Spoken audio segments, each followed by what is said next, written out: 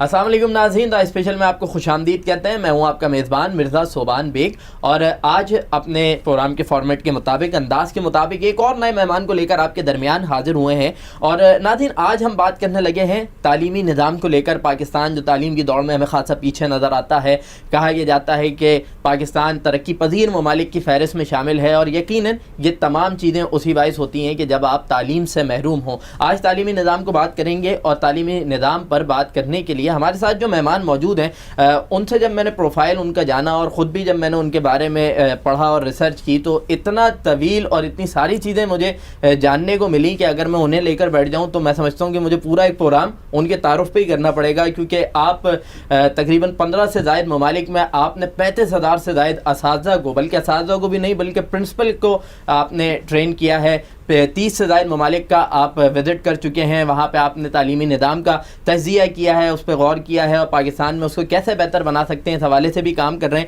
اس کے علاوہ ہم آپ کو بتائیں تو تقریباً 14 سال سے آپ ٹریننگ سے وابستہ ہیں۔ آپ CAO ہیں، ایک پاکستان میں ایک نصابی کتب کا ادارہ ہے جسے آفاق کے نام سے جانا جاتا ہے، ایسوسی ایشن فار اکیڈمک کوالٹی، اس کے ساتھ آپ وابستہ ہیں۔ اس کے علاوہ آپ ہیومن اپیل انٹرنیشنل پاکستان کے چیئرمین ہیں، اس کے ساتھ ساتھ آپ سینئر ممبر ہیں امریکن سوسائٹی فار کوالٹی کے۔ ہمارے ساتھ آج پروگرام میں موجود ہیں شاہد وارثی صاحب۔ وارثی صاحب، آپ کو پروگرام میں خوش آمدید کہتے ہیں۔ خوش آمدید۔ اچھا ناظرین، آپ کو ہم بتاتے چلیں کہ شاہد وارثی صاحب ایجوکیشن سے تو تعلق ہے، لیکن آپ نے جس چیز پہ کام کیا ہے وہ اسکول ایجوکیشن ہے، اور آپ ماہر تعلیم بھی ہیں۔ تو آپ سے ہم ایجوکیشن پہ بات کریں گے، موجودہ مسائل پہ بات کریں گے، چیلنجز کیا ہیں اس پہ بھی بات کریں گے۔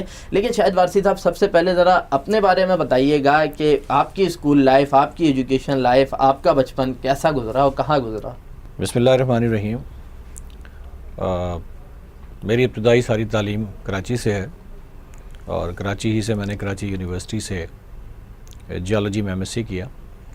MSc کرنے کے بعد میں ایجوکیشن کے ایک ریسرچ کے ادارے کے ساتھ وابستہ ہوا، اور اس کے ساتھ ساتھ میں نے اسکول میں ٹیچنگ شروع کی ہے، جو میرا اصل پروفیشن تھا پیٹرولیم جیولوجی سے ریلیٹڈ، اس کو میں نے چھوڑا اور تعلیم کے ذریعے تبدیلی کی کوشش کرنے کے لیے اس فیلڈ کو اختیار کیا۔ اس کے بعد پھر میں نے اس فیلڈ کے اندر اپنی ایجوکیشن لی، اور ایجوکیشن لینے کے بعد میں 2003 میں لاہور چلا گیا، اور لاہور میں ایجوکیشن کے ایک ادارے آفاق کے ساتھ وابستہ رہا۔ اس کے بعد میں نے MS ٹوٹل کوالٹی مینجمنٹ میں کیا، اور پنجاب یونیورسٹی میں MS کو ٹوٹل کوالٹی مینجمنٹ کو پڑھایا بھی۔ تو پچھلے کوئی لاسٹ 20 ایئرس سے میں اس فیلڈ کے اندر ہوں، اور اس میں ٹریننگ اور ریسرچ ایجوکیشن کے حوالے سے کریکلم پہ خاص طور پہ اس میں انوالو ہوں۔ تو ابتدا سے ہی آپ کہہ لیجئے کہ چینج ذہن میں فوکس تھا کہ کس ایسے پروفیشن کو اختیار کرنا چاہیے جس کے نتیجے میں سوسائٹی کو کنٹریبیوٹ کیا جا سکے، اور میں سمجھتا ہوں کہ میرا یہ فیصلہ ٹھیک رہا، اور آج جو کچھ میں اس فیلڈ میں کر پا رہا ہوں، اگر میں اس پروفیشن میں نہیں ہوتا تو شاید وہ کچھ نہیں کر پاتا۔ اس کے باعث کبھی کسی پریشانی کا سامنا تو نہیں کرنا پڑا؟ کیونکہ جب آپ بتا رہے ہیں کہ تقریباً 20-25 سال آپ کو ہو گئے ہیں اس فیلڈ سے وابستہ، اس وقت تو کوئی ایسا کریئر بھی نہیں ہوتا تھا کہ جسے دیکھ کے اب تو ایک اچھا کریئر ہے اساتذہ کے لیے، لیکن اس وقت تو اس طرح کی کوئی چیز نہیں تھی۔ یقیناً ہم نے، چونکہ میں نے پرائیویٹ اسکول کا انتخاب کیا، اور پرائیویٹ اسکول آج بھی اس کی ٹیچنگ ایک کیریئر نہیں ہے، اور 20 سال پہلے تو ظاہر ہے کہ یہ اور بھی کیریئر نہیں تھی۔ ایک پرائیویٹ اسکول کا ٹیچر نارملی جا کے پرنسپل ہو جائے گا، اور پرنسپل ہونے کے علاوہ بہت زیادہ کوئی اسکوپ ان کے لیے نہیں ہے۔ تو ایجوکیشن کی یہ فیلڈ، اگر آپ اس کو فائنینشیل ریوارڈ کے حوالے سے دیکھیں گے تو یہ کوئی اٹریکٹیو فیلڈ نہیں تھی، اور جتنا گلیمرائز ایجوکیشن اب ہو گیا ہے، ظاہر ہے کہ اس زمانے میں یہ اتنا گلیمرائز نہیں تھا۔ تو اس فیلڈ میں آتے وقت یہ اندازہ تھا کہ اس میں مشکلات ہوں گی، اور مشکلات ہوئیں، اور بہت زیادہ ہوئیں، لیکن ظاہر ہے کہ ویژن چونکہ کلیئر تھا تو وقت کے ساتھ ساتھ مشکلات حل ہو جاتی ہیں، وہ حل ہو گئیں۔ لیکن اب الحمدللہ میں سمجھتا ہوں کہ اس فیلڈ کے اندر اگر ہم نے 20 سال پہلے قدم رکھا ہے، اور اس وقت ایجوکیشن میں ابتدائی دور کہہ لیجئے کہ جب یہ پرائیویٹائزیشن کا دور شروع ہوا ہے، خاص طور پہ جو پرائیویٹ اسکول نیٹ ورک پڑھنا شروع ہوا ہے، تو ہم نے چونکہ بہت پہلے اس فیلڈ میں قدم رکھا، تو اب ہمیں ان چیلنجز کو فیس کرنا آسان اس لیے ہے کہ ہم نے خاصا اس فیلڈ کے اندر جو ہے پاکستان اور باہر ایکسپوجر لیا ہے، اور جس کو اب اس سیکٹر میں اپلائی کر رہے ہیں۔ شاہد وارثی صاحب، یہ بتائیے گا کہ پاکستان کو ہم لے کے بات کریں تو آج سے 20 سال پہلے کی جو تعلیم تھی اور آج کی جو تعلیم ہے آگے ہے, پیچھے ہے, یا اسی مقام پہ ہم کھڑے رہیں؟ دیکھیے اس میں لٹریسی ریٹ کے حوالے سے اگر آپ دیکھیں گے تو اس میں امپرومنٹ ہوئی ہے, لیکن امپرومنٹ ہونے کے باوجود ہمارا لٹریسی ریٹ 57% ہے, جو کہ پہلے کم تھا. لٹریسی ریٹ میں تو اضافہ ہوا ہے, لیکن لٹریسی ریٹ میں اضافہ ہونے کے باوجود اگر دنیا کے 166 کنٹریز کو لیا جائے تو پاکستان کا رینک 144 پر ہے. اور اگر آپ 5 to 9 ایئر کے اسٹوڈنٹس کو ذہن میں رکھیں جی. تو 20 ملین سے زیادہ اسٹوڈنٹس جو ہیں اس وقت کہہ لیجیے ٹوٹل اس ایج گروپ کے اسکول میں بنتے ہیں, جس کا 31% اب بھی اسکول نہیں جاتے. اور جو اسکول جاتے بھی ہیں تو گریڈ 5 کے بعد جو ہے پھر ان کا ڈراپ آؤٹ شروع ہوتا ہے. تو اس طرح اس ڈراپ آؤٹ کے بعد اگر آپ دیکھیں تو صرف گریڈ 5 ایج گروپ 5 سال سے لے کے جو 9 سال کے بچے ہیں, ان کی تقریباً ہاف پاپولیشن جو ہے وہ گریڈ 5 کے بعد بھی اسکول میں نہیں ہوتی. تو 30% تو ویسے ہی نہیں ہوتی, باقی ڈراپ آؤٹ کے بعد دیکھیں تو تقریباً 50% جو ہے وہ ہٹ جاتی ہیں. تو اس لحاظ سے تو تعلیم کی صورتحال بہت خراب ہے لٹریسی ریٹ کے حوالے سے. لٹریسی ریٹ کے ساتھ ساتھ کوالٹی ایجوکیشن کی صورتحال بھی بہت خراب ہے. اور کوالٹی ایجوکیشن کے حوالے سے جتنے بھی سرویز ہوئے ہیں, اور ان سرویز کو اگر ہم سامنے رکھیں تو پاکستان میں جو ہے وہ معیار تعلیم بہتر نہیں ہوا ہے, خراب ہوا ہے. پہلے گورنمنٹ کے ادارے ہوا کرتے تھے, وہاں تعلیم بہتر تھی اور اسٹیٹ اس پہ فوکس ہوتی تھی. سرکار جب ہم پڑھتے تھے تو گورنمنٹ اسکول میں ایڈمیشن لینا ایک اسٹیٹس سمبل تھا, اور گورنمنٹ اسکول میں ایڈمیشن ہونا, اچھے اسکولوں میں ایڈمیشن ہونا زیادہ اچھا سمجھا جاتا تھا بجائے پرائیویٹ اسکولس کے. میرا خود ایک پرائیویٹ اسکول میں جب ایڈمیشن کے لیے میں کلاس 6 میں گیا, اور میرا گورنمنٹ اسکول میں جب ایڈمیشن ہوا تو میں نے پھر پرائیویٹ سیکٹر کو چھوڑ کے گورنمنٹ اسکول میں پڑھا, اور اس کو زیادہ بہتر سمجھا جاتا تھا. لیکن جب سے اسٹیٹ نے ایجوکیشن پہ توجہ اپنی کم کی ہے اور پرائیویٹ سیکٹر کے ہاتھ میں اسکول آیا ہے, تو ظاہر ہے اس کے نتیجے میں ان کے پاس اتنی فیسلٹیز نہیں ہوتی, اتنا انفراسٹرکچر نہیں ہوتا, اتنی جگہیں نہیں ہوتی, کو کریکولر ایکٹیویٹیز کے لیے اسپیس نہیں ہوتا, اور بینگلورس میں ظاہر ایک لمیٹڈ ہو گئے ہیں. تو اس کی وجہ سے فرق پڑا ہے. لیکن دوسری طرف چونکہ پاکستان میں پرائیویٹ اسکول بہت زیادہ کھلے ہیں اور اس کی وجہ سے یہ ایک بزنس بھی بنا ہے, تو اس لیے لوگوں نے اپنی سروائیول کے لیے اب ٹیچرس ٹریننگ کو اور دیگر کوالٹیز کے جو ایشوز ہیں اس کے اوپر کام کرنا شروع کیا ہے, اور میں سمجھتا ہوں ایک بار پھر معیاری تعلیم دوبارہ بڑھنا شروع ہوا ہے. آپ پرنسپل کی آپ ٹریننگ کرواتے ہیں, یہ بتائیے گا کہ آپ کی نظر میں ایک قابل پرنسپل ہونا ضروری ہے یا قابل اساتذہ کے نتیجے میں تعلیمی ماحول زیادہ بہتر ہو سکتا ہے؟ یہ بہت اچھا سوال آپ نے کیا. اور آج جو ہوٹل رمادہ کراچی میں ہماری 2 days کی ورک شاپ چل رہی ہے, جس میں کوئی 40 سے زیادہ پارٹیسپینٹ شریک ہیں, اور یہی 2 days صبح سے شام تک ہمارے ڈسکشن کا ٹاپک ہے.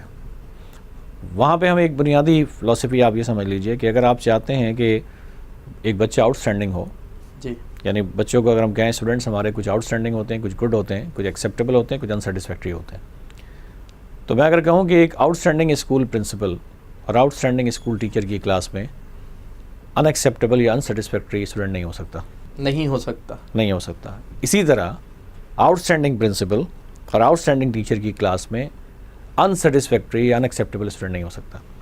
اسی طرح ایک انسیٹسفیکٹری پرنسپل اور انسیٹسفیکٹری ٹیچر کی کلاس میں آؤٹ اسٹینڈنگ بچہ نہیں ہو سکتا.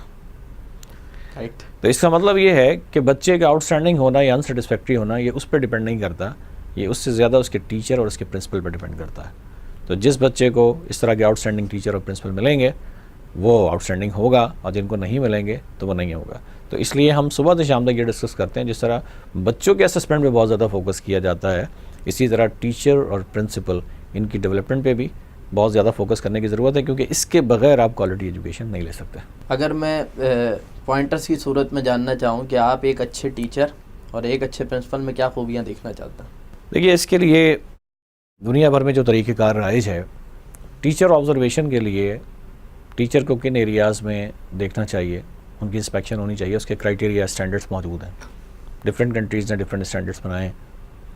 فار ایگزامپل ہم یہ کہتے ہیں کہ ایک ٹیچر جو ہے اس کی بیسک کوالیفیکیشن جو بھی ہے, MSc ہے یا جو بھی ہے, اس ٹیچر کی کمیونیکیشن اسکل ہے, اس ٹیچر کا ٹیچنگ میتھڈالوجی کا استعمال ہے, اس ٹیچر کی کلاس روم میں بچوں کو انوالو کرنا, کلاس پارٹیسپیشن بڑھانا اس کی اسکل ہے, اس کی ٹائم مینجمنٹ ہے, اس کی کلاس روم مینجمنٹ کی اسکل ہے.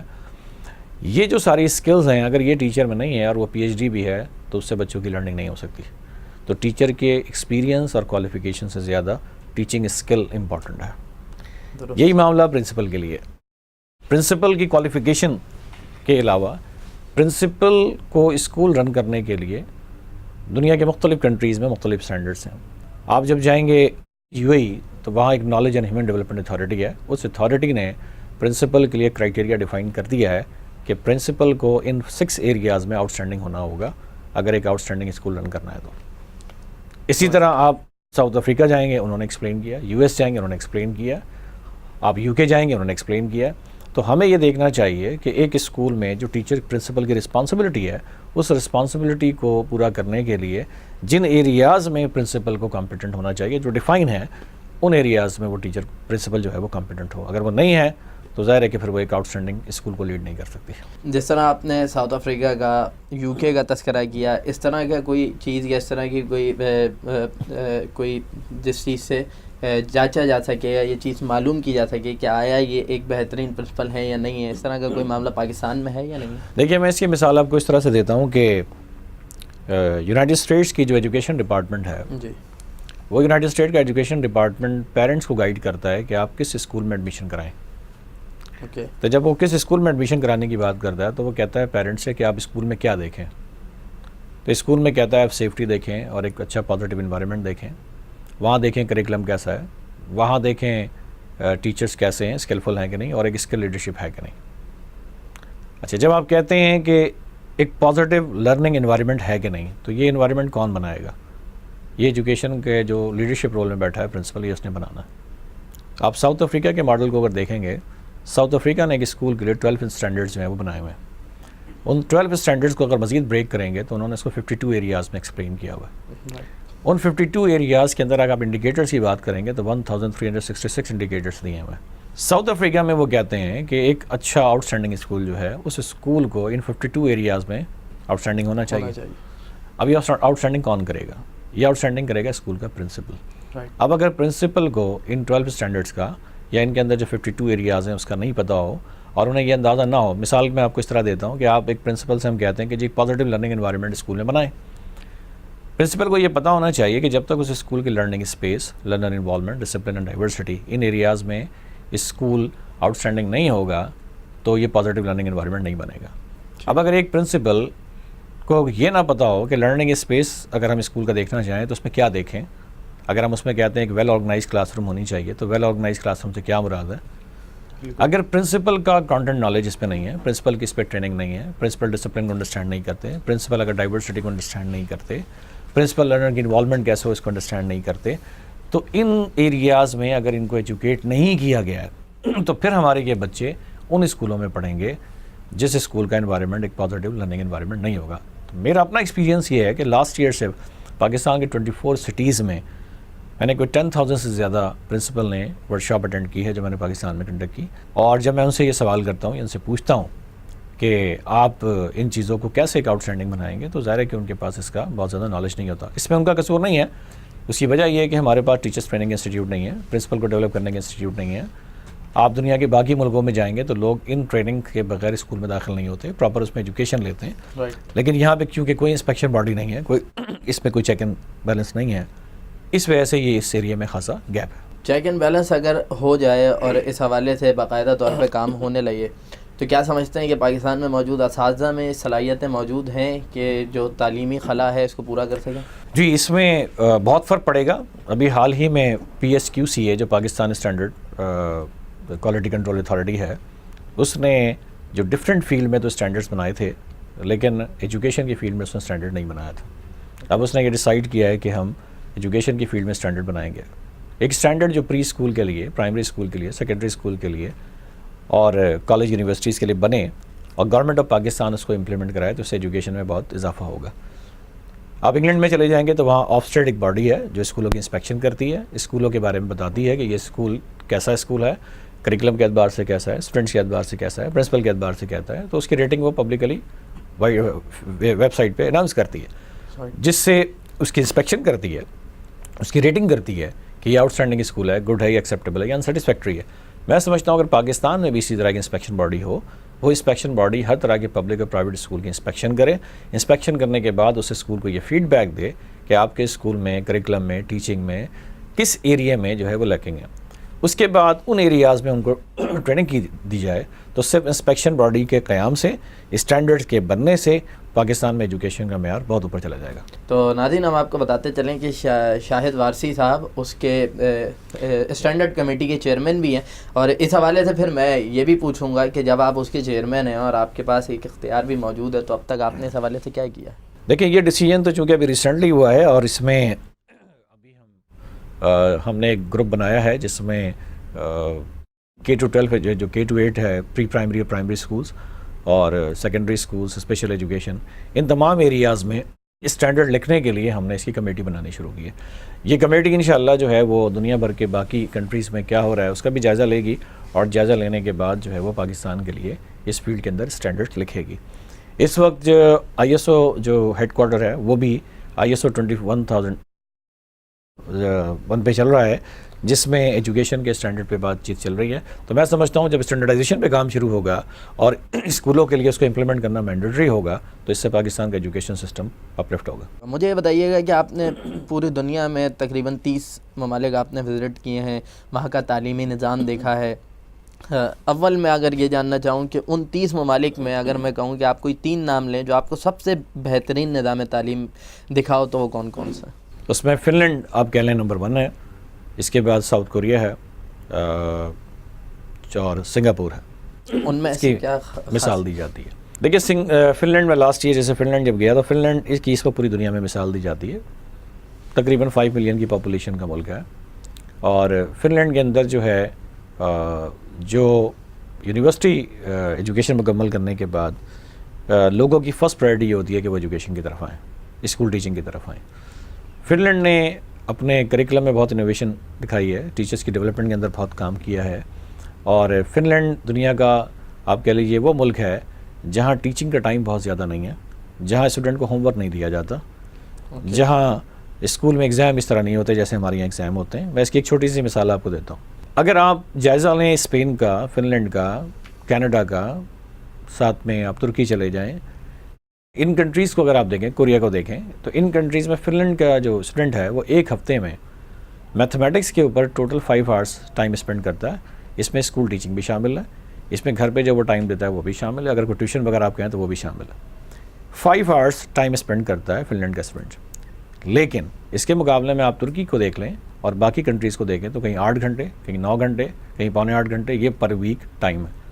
لیکن جب انٹرنیشنل کمپٹیشن ہوتا ہے اسٹوڈنٹس کا, programme for international student assessment, PISA کا رزلٹ, تو اس میں آپ دیکھیں گے کہ فن لینڈ دنیا کے ٹاپ 3 ٹاپ 2 کنٹریز میں جو ہے وہ شمار ہوتا ہے.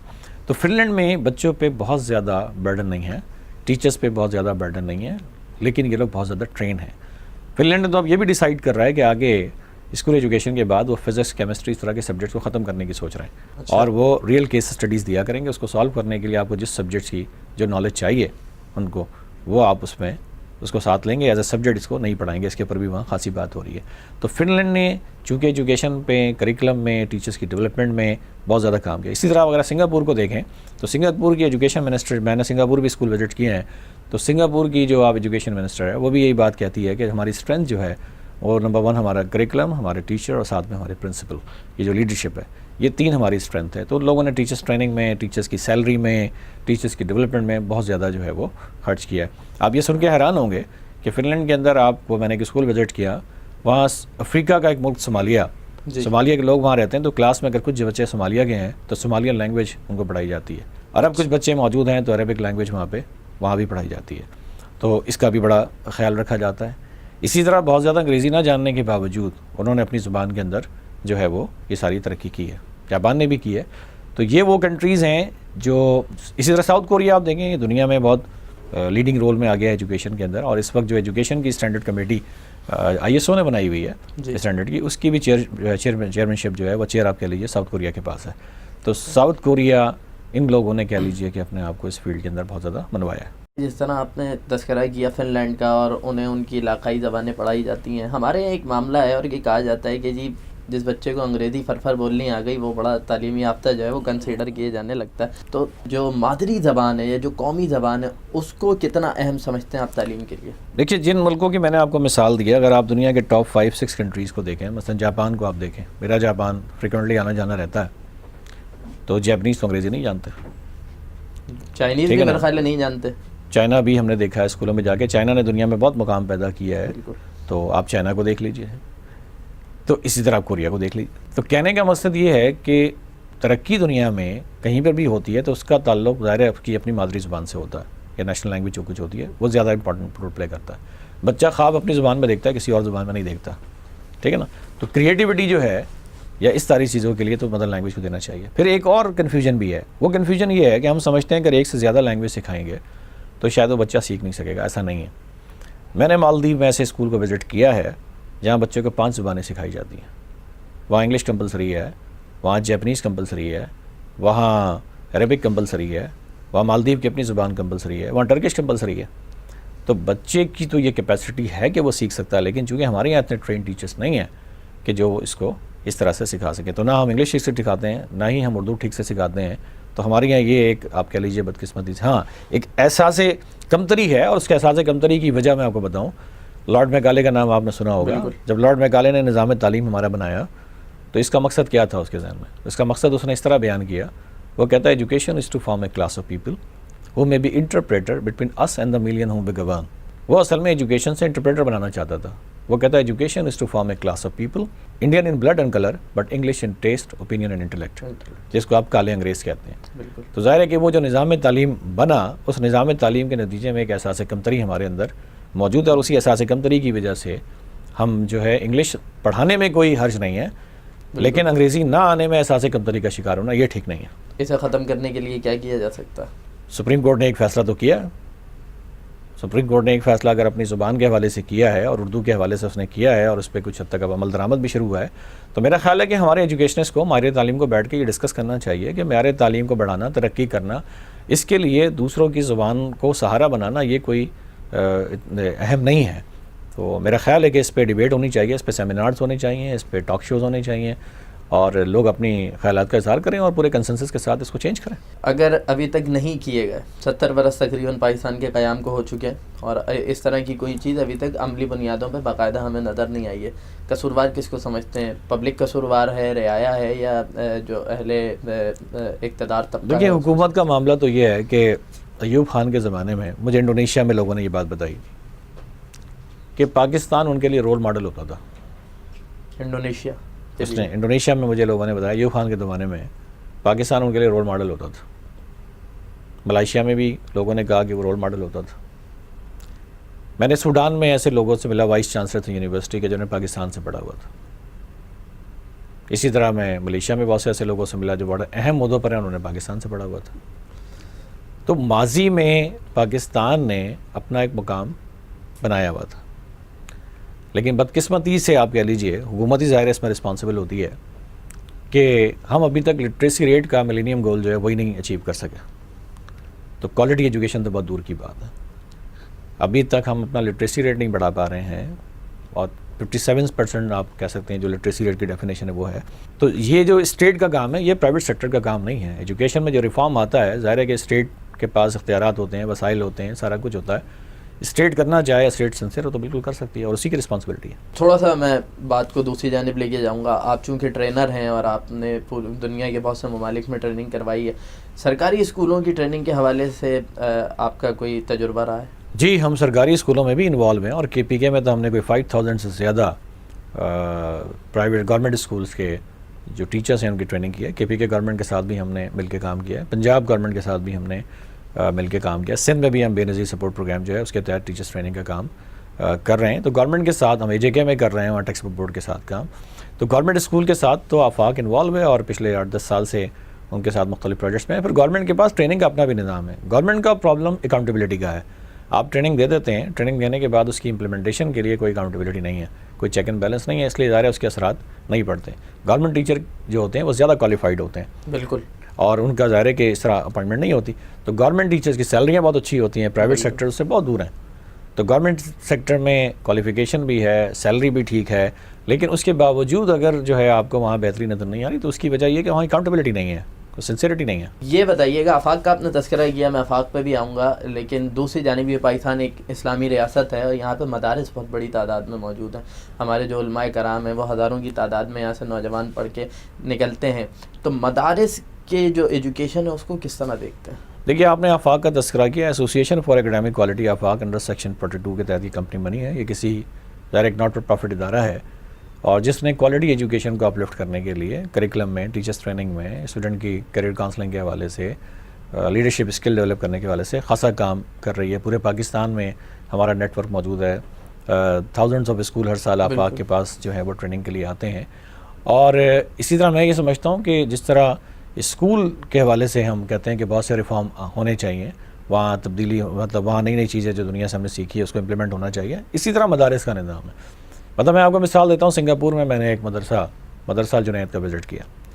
اچھا. یہ مدرسہ جو تھا وہ ایک گورنمنٹ اسکول کے سامنے تھا، لیکن جس طرح اس مدرسے کے اندر مفتی تیار ہوتے ہیں، پورے ساؤتھ ایسٹ ایشیا میں جاتے ہیں، لیکن جس طرح سے وہاں ٹیچرس کی ڈیولپمنٹ کا کام ہوا ہے، جس طرح سے وہاں ٹیچرس اپنی پلاننگ کرتے ہیں، جس طرح سے وہ کریکلم پلان بناتے ہیں، یہاں کے بڑے بڑے گورنمنٹ اور کیا کہتے ہیں پرائیویٹ اسکول اس طرح کام نہیں کرتے. تو دنیا کی ساری فیسلٹیز ان کو حاصل ہے. تو میں یہ سمجھتا ہوں کہ مدرسے کے اندر جو مدارس کا نظام تعلیم ہے اس کے اندر بھی ہمیں بہت زیادہ ریفارم لانے کی ضرورت ہے. اس کے انوائرمنٹ میں ریفارم لانے کی ضرورت ہے. کریکلم آپ چینج نہ کریں، یہ تو بعد میں علماء سے کرتا بھی ہوں، کریکلم چینج نہ کریں، لیکن اس کریکلم کو جدید سائنٹیفک انداز میں تیار کریں تاکہ اس کے ریزلٹس لیے جا سکیں. مدارس کے اندر ہم کہتے ہیں کہ جی ظاہر ہے آپ عربی سیکھنا چاہتے ہیں، لیکن آپ کو دیکھیں بہت سارے مدارس ہیں جہاں بچے عربی نہیں بولتے. تو یہ عربی زبان کیسے بولی جائے، اس پہ ظاہر ہے کہ یہ ٹیچرس کے ساتھ بات ہونی چاہیے. اور مدارس میں کون یہ کہے گا کہ ہم عربی نہیں سیکھنا چاہتے، لیکن جب آپ 8 سال کے درس نظامی کرتے ہیں، اس درس نظامی میں انگریزی نہیں سیکھ پاتے تو اس کا مطلب عربی نہیں سیکھ پاتے تو اس کا مطلب ہے کوئی نہ کوئی گیپ وہاں پہ موجود ہے. تو وہ اگر اپنا ہی نصاب بھی رکھتے ہیں تو اپنے نصاب رکھنے کے باوجود اس کے جو مقاصد ہیں اس مقاصد کو حاصل کرنے کے لیے بھی کلاس روم انوائرمنٹ کے بارے میں جاننا، اس مقاصد کو جاننے کے لیے بھی ٹیچرس کی ٹریننگ کرنا، اس مقاصد کو حاصل کرنے کے لیے بھی محتمم کی تربیت کرنا یہ ضروری ہے. تو اپنے گول کیسے اچیو کیے جاتے ہیں یہ تو پوری ایک سائنس ہے، اس پہ ٹریننگ ہوتی ہے، اور یہ جس طرح اسکول کے لیے ضروری ہے اس طرح مدارس کے لیے بھی ضروری ہے. اسکول سے آپ کا تعلق رہتا ہے اور اسکول پرنسپل کو ہی آپ ٹرین کرتے رہیں، تو جو ایجوکیشن ہے اس کے ساتھ جو ایکسٹرا کریکولر جو ایکٹیویٹیز ہیں ان کی کتنی اہمیت ہے؟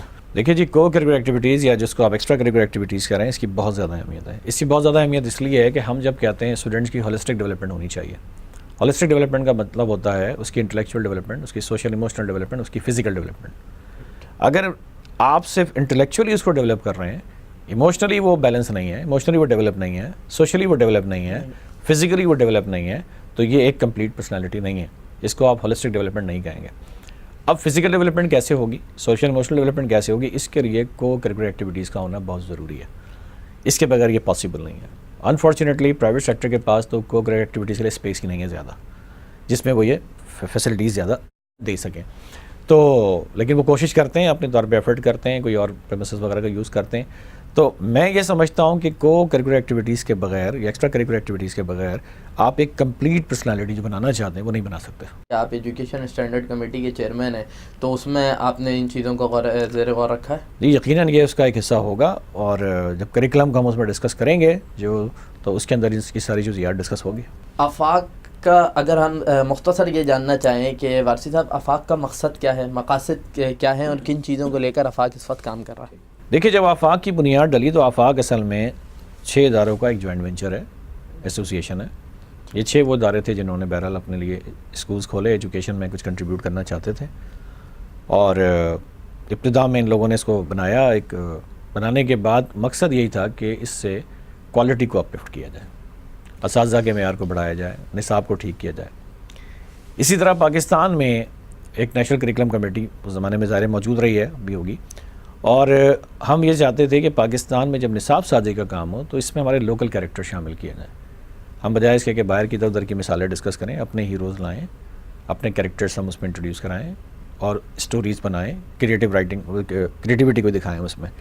تو آفاق نے الحمدللہ اس کے اندر خاصا کام کیا، اور آج آفاق میں 100 سے زیادہ افراد فل ٹائم اس کے ہیڈ آفس میں بیٹھے ہوتے ہیں، اور دنیا بھر میں کریکلم پہ ادھر ادھر جو ریسرچ ہوتی ہے اس کو ہمارے اپنے ویلیوز کو سامنے رکھتے ہوئے، اپنے کلچر کو سامنے رکھتے ہوئے، اپنے اسلامی ویلیوز کو سامنے رکھتے ہوئے، ان چیزوں کو دیکھ کے میں نہیں سمجھتا کہ آفاق کے علاوہ کوئی بھی آرگنائزیشن جو ہے وہ اس فیلڈ میں اس طرح سے کام کر رہا ہے. تو آفاق نیشنل کریکلم کو پوری طرح سے فالو کرتا ہے، اور اس کو فالو کرتے وقت ہمیں احساس کمتری سے بچانے کے لیے اپنے لوکل کریکٹرز لے کر آتا ہے، اور جہاں تک اس کی کوالٹی کا تعلق ہے وہ بالکل کمپرومائز نہیں کرتا. ہماری السٹریشنز جو ہیں وہ بنتی ہماری اپنی کلچر کے اعتبار سے، لیکن بنتی USA میں. ہماری کتابوں کی جو السٹریشنز ہیں وہ یا تو US میں بنتی ہیں یا UK میں بنتی ہیں یا پھر انڈونیشیا دیگر ملکوں میں بنتی ہیں، لیکن ہماری اپنے کلچر اور ہماری اپنی ویلیوز کو سامنے رکھ کے بنتی ہیں، تو ہم نے کوالٹی پہ کمپرومائز نہیں کیا۔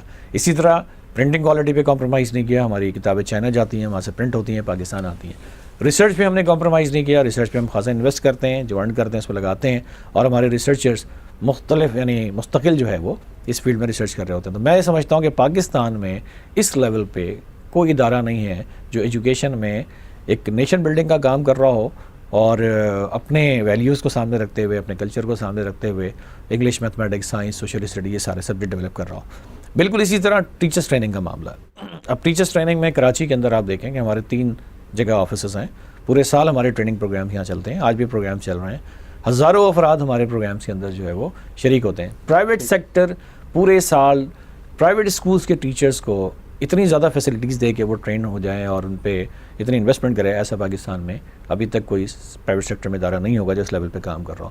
تو ہم ٹیچرز کو ڈیولپ کرنے کے لیے تاکہ وہ ایک اچھی نیشن جو ہے وہ تیار کر سکیں اور ہمارے اپنی ویلیوز کو اور اسلامک کلچر کو سامنے رکھتے ہوئے، تو یہ میں سمجھتا ہوں کہ آفاق کا بہت بڑا کنٹریبیوشن ہے۔ پھر آفاق نے ایک لیڈرس کلب بھی بنایا ہوا ہے بچوں کے اندر لیڈرشپ اسکل ڈیولپ کرنے کے لیے، تو لیڈرشپ اسکل کرنے کے لیے بھی ہم بچوں کو فیسلٹیز دیتے ہیں۔ پھر پورے پاکستان میں ڈفرینٹ سٹیز میں جو ہمارے آفیسز ہیں، انہوں نے بے شمار ٹریننگ سینٹرز بنائے ہوئے ہیں جہاں پورے سال ٹریننگ کے پروگرام ہوتے ہیں۔ ہم نے ایک انسائکلوپیڈیا انٹروڈیوس کرایا ہے جس کو ابھی ہم نے جرمن لینگویج میں بھی ٹرانسلیٹ کروایا ہے، جس کو ابھی ہم نے تامل اور سنالی میں بھی جو ہے وہ ٹرانسلیٹ کروایا ہے۔ ابھی ہم نے ہماری ایک بک نخلا سیریز کے نام سے ہے، اس بک کے جو ریڈرز ہیں اس کو ہم نے جرمن لینگویج میں ٹرانسلیٹ کر کے یہ ریڈرز جرمنی بھیجا ہے انہوں نے۔ اور اسی طرح آفاق کا انسائکلوپیڈیا ہے، ہم ہر ہفتے بچوں کی جو ریڈنگ ہیبٹ ہے اس کو ڈیولپ کرنے کے لیے ایک نیا انسائکلوپیڈیا پرنٹ کرتے ہیں۔ اس میں ابھی تک کوئی فائدہ ہوا؟ بہت زیادہ فائدہ ہوا ہے، ہم نے اس کے نتیجے میں پاکستان میں ایک ریڈنگ کلچر پیدا کیا ہے۔ ہم انسائکلوپیڈیا کوئز کمپٹیشن کراتے ہیں، ہزاروں بچے اس کوئز کمپٹیشن میں پارٹیسپیٹ کرتے ہیں۔ اگر وہ بچے جو اس میں پارٹیسپیٹ کرتے ہیں انہیں 3، 4، 5 یا جو بھی ہم ریکمینڈ کرتے ہیں کہ 8 انسائکلوپیڈیا پڑھ کر آئیں گے، تو اس پروگرام میں ہزاروں کی تعداد میں بچے انسائکلوپیڈیا پڑھ کے آگے اس کوئز کمپٹیشن میں حصہ لیتے ہیں جس میں ہم کو انعام دیتے ہیں۔ آبجیکٹیو یہ ہے کہ ہم اس کے ذریعے ریڈنگ ہیبٹ کو ڈیولپ کریں۔ اچھا، اب ہم نے جو انسائکلوپیڈیا سلیکٹ کیا ہے اس کے اندر ہمارے ٹاپکس کیا ہیں؟ اس میں ہم نے ایک مسلم سائنٹسٹ ٹاپک رکھا ہوا ہے، اس کے اندر ہم نے ایک انوینشن ٹاپک رکھا ہوا ہے، اس میں ہم نے ایک اینیمل ایک ٹاپک رکھا ہوا ہے، اس میں ہم نے جو ہے مسلم کنٹریز کو ایک ٹاپک رکھا ہوا ہے۔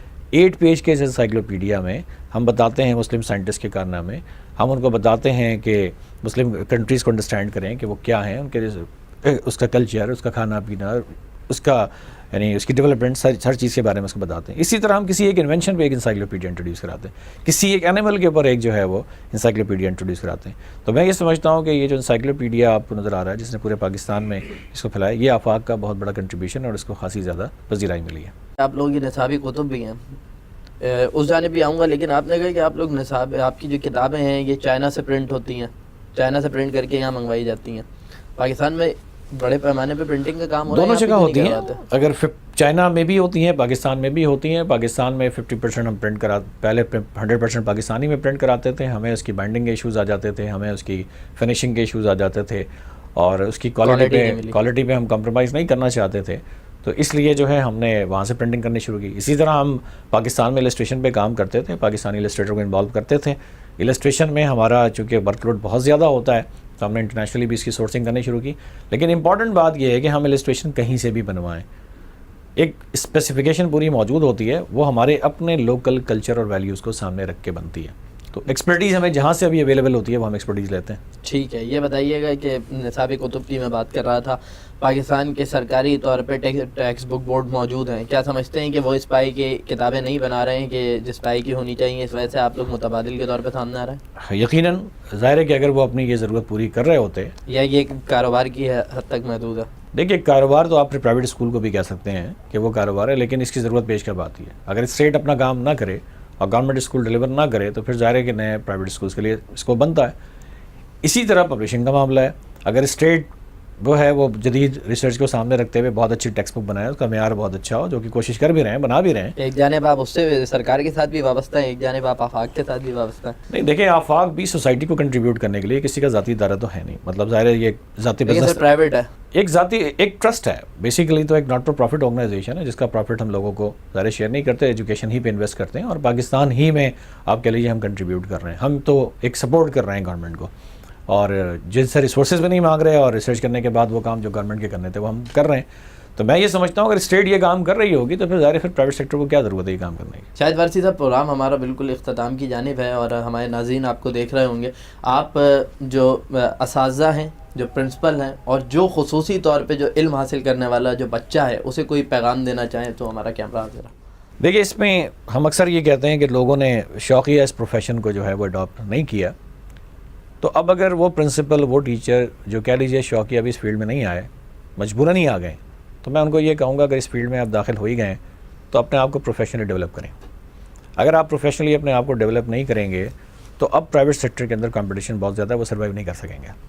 اس وقت پاکستان میں 150,000 پرائیویٹ اسکولز ہیں، 150,000 پرائیویٹ اسکول تو یو ایس میں نہیں ہیں، ٹھیک ہے؟ تو اس لیے پرائیویٹ سیکٹر میں ٹیچرس کے لیے ایک اچھی اپرچونٹی ہے، اچھا کیریئر ہے، اچھا اسکوپ ہے، اور لیکن انہیں پروفیشنلی اپنے آپ کو ڈیولپ کرنا ہوگا۔ اسی طرح پرنسپل کو پروفیشنلی اپنے آپ کو ڈیولپ کرنا ہوگا۔ پیرنٹس میں کوالٹی کے حوالے سے اویئرنیس بہت زیادہ ہے، اور اس اویئرنیس کی وجہ سے اب جو کوالٹی نہیں دے گا وہ سروائیو نہیں کر سکے گا۔ تو اس لیے میں ان کو یہ کہوں گا کہ وہ اپنے آپ کو ڈیولپمنٹ کی اپرچونٹی جو بھی مل رہی ہے اس کو حاصل کریں، چاہے وہ آفاق ہے کوئی بھی ہے، آپ اس کو ضرور اس سے فائدہ اٹھائیں۔ اسی طرح جو اسٹوڈنٹس ہیں، اسٹوڈنٹس اگر میمورائزیشن کی طرف یا روٹ لرننگ کی طرف جائیں گے تو وہ بھی آگے جا کے سروائیو نہیں کر سکیں گے۔ 21 سینچری اسکلس کو ذہن میں رکھنا ہوگا، لائف اسکلس کو ذہن میں رکھنا ہوگا، میڈیا اسکلس کو ذہن میں رکھنا ہوگا۔ ان ساری صرف English, math, science, social studies میں 90 نمبر لینے سے یا 100 نمبر لینے سے وہ اب سروائیو نہیں کریں گے۔ آگے جا کے کرٹیکل تھنکنگ اسکل کتنی ڈیولپ ہے، کریٹو اسکل کتنی ڈیولپ ہے، کمیونیکیشن اسکل کتنی ڈیولپ ہے، میڈیا سے ان کا کتنا نو ہاؤ ہے، یہ ان سارے بیسک جو کور سبجیکٹس ہیں اس کے علاوہ ان کی نیڈ ہے۔ تو اساتذہ بھی، پرنسپل بھی، اور ساتھ ساتھ اسٹوڈنٹس بھی جو ہیں وہ میمورائزیشن پہ فوکس کرنے کے بجائے اپنے اسکل پہ فوکس کریں، اسکل کو ڈیولپ کریں، کیونکہ اگر اسکل ان کے پاس ہے تو پھر فیوچر ان کا سیکیور ہوگا۔ درست۔ جاتے جاتے آخری چیز ایک دم میرے ذہن میں آئی تو میں پوچھوں گا ضرور، یہ بتائیے جو آپ کے ٹریننگ سیشنز ہیں اس میں جو لوگ آتے ہیں یہ فری آف کاسٹ ہے یا انہیں کچھ پے بھی کرنا پڑتا؟ دیکھیے، اس میں دونوں طرح کی ٹریننگ پروگرام ہے۔ ایک بہت زیادہ ٹریننگ جو ہے وہ اس طرح کی ہوتی ہے کہ وہ لوگ جو آفاق کے ٹیکسٹ بک لیتے ہیں، کریکلم لیتے ہیں، ریڈرز لیتے ہیں، آفاق ان کو ہر طرح کی سہولت فراہم کرتا ہے، ان کو لیسن پلان بنا کے دیتا ہے، ان کو اسسمنٹ شیٹس بنا کے دیتا ہے، اور پھر ان کے لیے ٹریننگ پروگرام بھی جو ہے وہ بھی ارینج کر کے دیتا ہے۔ اس کے علاوہ ظاہر ہے کہ آفاق کا کوئی سورس آف انکم اور نہیں ہے، تو آفاق جو ہے وہ ان سے فیس چارج کرتا ہے، پرنسپل سے بھی چارج کرتا ہے، ٹیچر سے بھی چارج کرتا ہے، اور اگر وہ یہ چارج نہ کرے تو ظاہر ہے کہ اس کے لیے سسٹینیبلٹی آسان نہیں ہے۔ تو آفاق جو 15,000 سے زیادہ یا 20,000 سے زیادہ اس کے اپنے کسٹمرز ہیں، ان میں کہہ لیجیے 70-80% کو یہ فری آف کاسٹ، آپ فری آف کاسٹ کہہ لیں، اس کو کاسٹ ٹو کاسٹ کہہ لیں، اس طرح بھی دیتا ہے، اور جو عام اسکول ہر طرح کی آفاق کی ریسرچ سے فائدہ اٹھانا چاہتے ہیں وہ اس کو پے کرتے ہیں، اور وہ جو پے کرتے ہیں وہ ظاہر اسی میں لگتا ہے۔ شاہد وارثی صاحب، ہمارے پروگرام میں آنے کے لیے بہت شکریہ۔ اور ناظرین، یہاں راہ اسپیشل کا وقت اپنے اختتام کو پہنچتا ہے۔ شاہد وارثی ہمارے ساتھ موجود تھے، ماہر تعلیم، بہت خوبصورت ان کے ساتھ باتوں کا سلسلہ رہا۔ یقیناً آپ کو بھی بہت ساری نئی چیزیں جاننے، سیکھنے اور سمجھنے کا موقع ملا ہوگا۔ یہاں سے اپنے میزبان مرزا صوبان بیگ کو دیجیے اجازت، پھر کسی نئے مہمان کو لے کر دوبارہ آپ کی خدمت میں حاضر ہوں گے۔ تب تک اپنا بہت خیال رکھیے گا، جہاں رہے خوش رہیں، پاکستان کی تعمیر و ترقی میں اپنا حصہ ملاتے رہیں۔ اللہ نگہبان۔